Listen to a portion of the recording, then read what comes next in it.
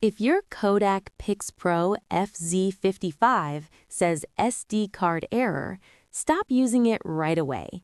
If this saves your photos, subscribe. I post fixes like this all the time.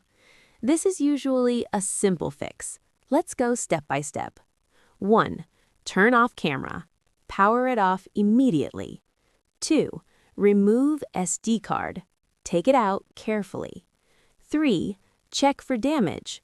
Look for dirt or scratches. 4. Check lock switch. Make sure it is unlocked. 5. Reinsert card. Insert back into camera. If the error is still there, try this next. 6. Format card. Use camera settings. Warning: may erase data. 7. Try another SD card. Test a different SD card. If this helped, subscribe and check my other Kodak videos for the next issue.